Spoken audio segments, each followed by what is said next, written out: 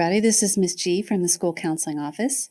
It is about that time of year to begin the process of picking your classes for the next school year.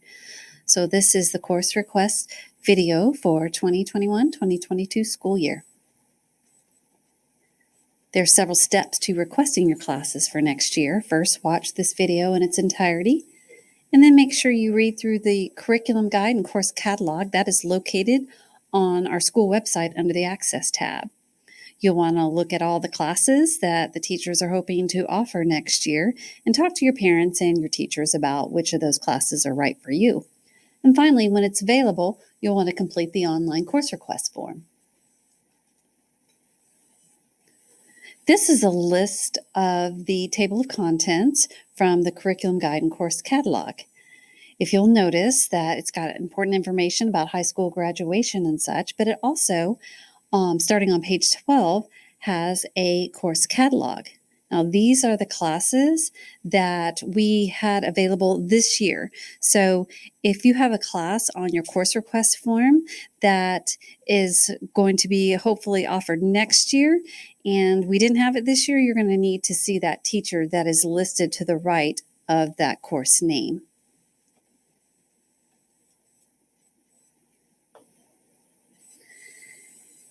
This is a screenshot of the course offerings page that you should be getting from your RAP teacher. We have some extra copies in the guidance office, and it'll also have a PDF that you can download on the home page of the website for all the remote learners. Now, on one side is the course offerings for the core academic courses and general electives. Now, this lists the grade that you normally would take this class in, the name of the class.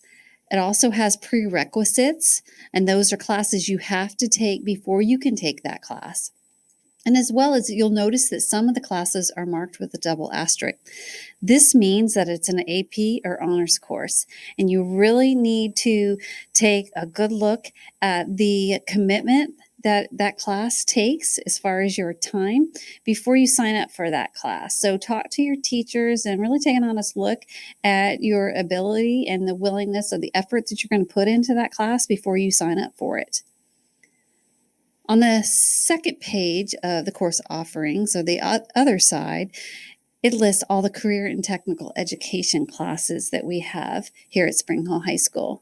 It's listed by career cluster, and then it has the name of the classes and the order that you have to take those classes in. They'll also have the teacher of the class and the room number in case you're 9th or 10th and you're wanting to start a new CTE area and you need to learn a little bit more about the class, and you can go visit that particular teacher.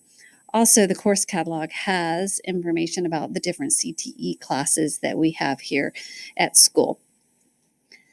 Also on this side of the page, there's a template that you can use, kind of like a worksheet, to write in the classes that you want to sign up for. Now, this is not a piece of paper that you're going to turn in. This is just for your own notes, and you will use it when you complete that online course request form. This slide lists the Tennessee graduation requirements for all of high school. You can find this in the course catalog, on the school website, at the state website, but these are all the classes that you have to graduate in the state of Tennessee. It's 22 credits, and the classes or the number of credits are listed in each of the subject areas. Down here at the bottom, you will see that there are some course substitutions that you can take. For instance, if you took Digital Arts 1 for a year, well, that can substitute for your fine art credit. I'm not going to go into each one of these because everybody's academic plan is different, but you can find that information down here. This slide is listing the required core academics course for each year of high school. So if you notice, every year of high school, you have to take an English and a math.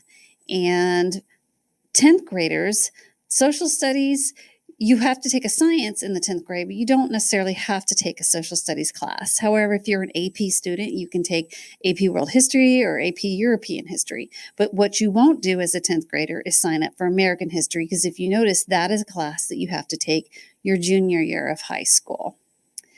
Also on here for juniors and seniors next year, you can dual enroll for English. That is a whole process that we have. And you can find that information on the school website or talk to your counselor more about that process. But for the part of just requesting your classes for next year, we'll ask you if you're thinking about dual enrolling, but you will have to pick a regular or an AP English to go on your schedule. Now, if you do end up going through the dual enrollment process and dual enrolling for English and math, then once you give us your schedule, we'll change it on your schedule for next year. But in the meantime, just pick a regular English or an AP English for next year. There's also elective courses that you'll want to sign up for because English, math, science, and social studies won't make up all 8 classes you need to take. Some of those elective courses are graduation requirements. For instance, 2 years in a foreign language, PE and personal finance, or a fine art or a CTE focus area. So let's start with PE. PE is a half credit that is required for graduation. This is not the same PE class that you took all of 9th grade. So this is an extra half credit of PE that you have to take unless you're in JROTC, you did marching band, or you played a team sport. So you need to sign up for this. The opposite semester of PE, we usually pair with personal finance or any other half credit course like PE2. Spring Hill Scholars want to take that a half a credit of speech. Dr. Dodson is offering a scientific research class that's a semester long. It doesn't really matter. The point is if you sign up for a semester long class and do not tell us what you want to take the second semester, then just know that PE is going to be put on your schedule.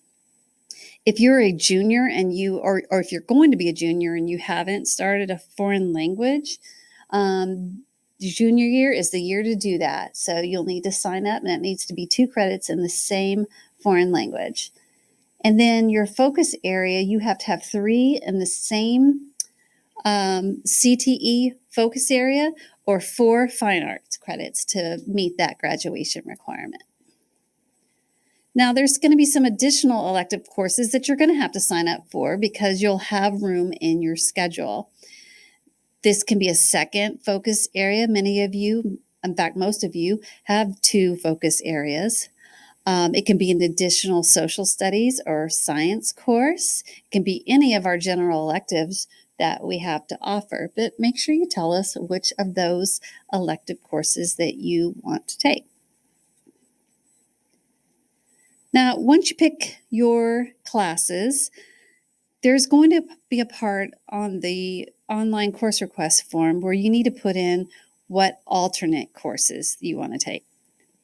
Now, these alternates are super important because if you don't tell us what you want and a class that you requested ends up not being on the master schedule, then we're going to pick that class for you. So there's a whole bunch of reasons why the classes you pick don't work out.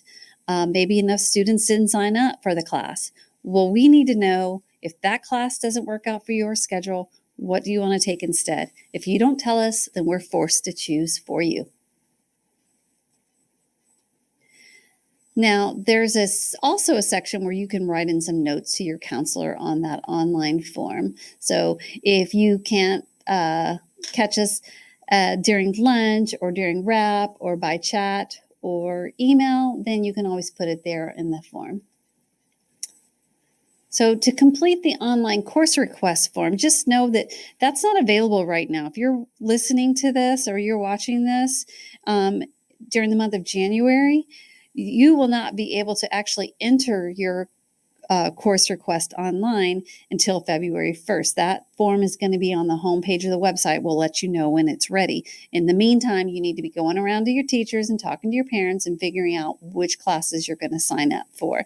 Because once that form becomes available and you fill it out, we only want you to fill it out once. We cannot guarantee that if you fill it out 3 times, we're going to know which of those 3 times. First of all, if we're even going to notice that you filled it out 3 times, and then which of those ones that you want is your final one. So if you have any kind of corrections after you fill out the online course request form, then you'll just need to let us know through email or chat or in person. Now that form is going to ask you to put in your email address, and then it'll send you a copy of everything that you put in the form, so you can kind of make sure that you put in exactly what you wanted to put in. But you need to make sure that you don't have any typos in that email address, because it is not going to recognize that, and you will not get an email receipt of your course options. And hey, that form is going to close February 12th. If you don't fill it out by February 12th, then we pick your classes for you. So the scheduling timeline is as follows. From now until February 1st, you need to be working on the worksheet part of it and talking to everybody and figuring out what classes that you want to take. February 1st through 12th, you need to get online and fill out the form. And then it'll be a couple of months, because we'll spend that next taking all of your course requests, and from that building the master schedule. And that will be a couple month process. So late April, early May, we'll let you know when you can preview your schedule. This is not your final schedule for next year, because often we're working late into the summer with staffing changes and different things on the master schedule. But we can at least let you know, hey, this class that you picked, we didn't end up having enough students to have this class, or you have a scheduling conflict here, something like that, so that you can at least know that the classes that you were hoping to take all made or not. And so the official schedule pickup will be the first day of school of next school year. So that about wraps it up. This is your counselors based on your last name. Make sure you chat us in Teams, email us, come see us at lunch, during wrap, whenever, if you've got any questions, so that we can help you out. So happy scheduling.